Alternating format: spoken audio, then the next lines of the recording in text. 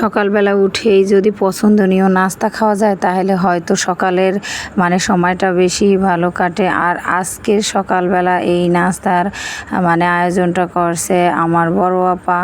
যাই হোক, সে খুব সুন্দর করে নিজের হাতে পরোটা বানাইছে, সাথে এখন এই ডিম পোস্ট করতেছে, আর আছে একটু গরুর মাংস দিয়া তারপরে খাওয়া শেষ করে দেব।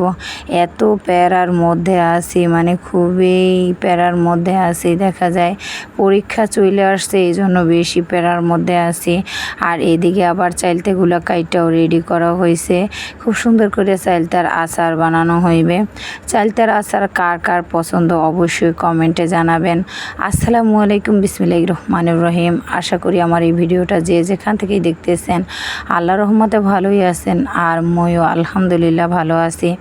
চাইলতার আচার বরাবরই আমার অনেক পছন্দ, আর আমি সবসময় যখন একটু সময় পাই বা চাইলতার সিজন থাকে তখনই আমি চাইলতার আচার বানাই। আর আজকে এই যে গুঁড়া মাছ চচ্চড়ি করব, আজকে বিভিন্ন ধরনের রান্না করব, তার সাথে সাথে আপনাদের সাথে গল্প করব। গুঁড়া মাছ চচ্চড়ি করছি দুপুরের জন্য, আর এদিকে এখন জলপাই দিয়ে আচার বানানো হইবে।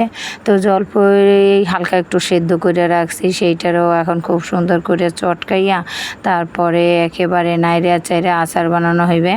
আর গুঁড়া মাছ পেঁয়াজ দিয়ে এইভাবে চচ্চড়ি করলে অনেক ভালো লাগে।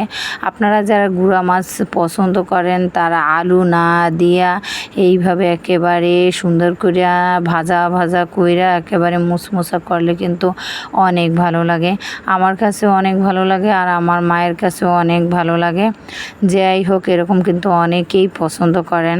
আর এখন জলপাইগুলো খুব সুন্দর করে সামান্য একটু চটকাইয়া তারপরে বসাই দিলাম, কারণ কি ভাপ দিয়ে একটু পানি ফালাই দিয়েছি, খুব ভালোভাবে সেদ্ধ করি নাই। এখন তেলের উপরে একটু কষাইয়া তারপরে অন্য অন্য মশলাগুলো দিয়ে দেব। এখানে আমি দেব সামান্য পরিমাণে একটু হলুদ, মরিচের গুঁড়া, চিনি, তারপরে গরম মশলা, তারপরে দেব সামান্য পরিমাণে লবণ, আর টক মিষ্টি হওয়ার জন্য তো চিনি ব্যবহারই করব। আর এদিকে আবার পাঁচফোড়ন একটু আগে খুব সুন্দর করে ভাজা টাইলে তারপর ব্লেন্ডারে ফাঁকি করে নিছি। আর এতগুলা ফাঁকি করছি যে আরও যতবার আচার বানাবো আর ফাঁকি করার আর দরকার হইবে না। আর খুব সুন্দর করে নাইড়ে ছেড়ে একেবারেই গালাই দিব। তো শেষ পর্যন্ত আর আপনাদেরকে আপনাদের সাথে দেখাইতে পারবো না, কারণ এখন দেখা যায় অনেক ব্যস্ততার মধ্যে আছি। এখন এই আচারটা এখানে রাইখা তারপর অন্য কাজে চলে যেতে হইবে। আল্লাহ হাফেজ।